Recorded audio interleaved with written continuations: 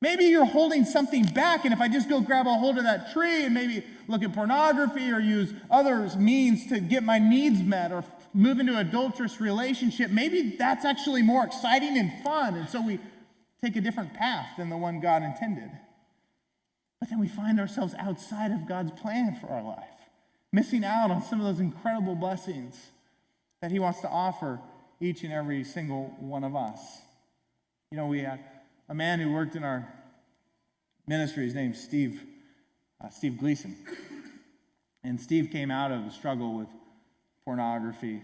He was in it for many, many years, even since a young child, and it led him to act out in his marriage relationship, and he had numerous affairs. Ultimately, his wife finding out and him becoming separated with her. And for 4 years, Steve worked on renewing that relationship with his wife. Amazing. He turned his back on pornography, embraced God's plan for sexuality. And 4 years later, his wife welcomed him back into the home. He has 2 boys. We have a video. He says on the video, he'll never forget the moment he sat with his 2 boys, and his one son said to him, he said, "Dad, I'm scared." And he said, "Why are you scared, son?" He said, "Because I'm scared that you will leave again." And he looked at his son and he said, I promised him, I said, "You can count on me. You can count on me. I'm never leaving again." But pornography is so strong, the grip is so intense, that it pulled Steve back in. He was writing blogs for us, connecting with our audience. It was still pulling him back in.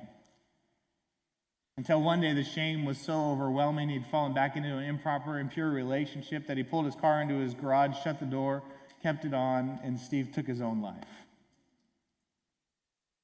He was the first guy that worked with our ministry that pornography led him to end his life.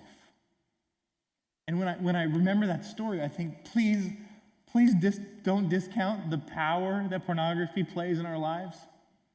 Don't discount the shame that it produces in your life and the guilt that controls you and drives you to less of a life that God intends. But break free. Break free. I mean, the Bible says that God's plan is the best plan. You know, pornography is not even real. Do we get this?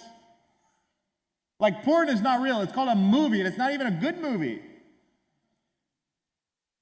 And it's edited and chopped up to show you a picture of sex that they want you to know. Listen, we worked with so many porn producers. One of us told us, listen, if I went home and did with my wife what we tell the world sex is, she would have kicked me out of the house a long time ago. It's not real. It doesn't show you the emotional pain and baggage, the abuse. It doesn't show you the trips to the hospital to get repaired for the damage that was done, the manipulation and the control.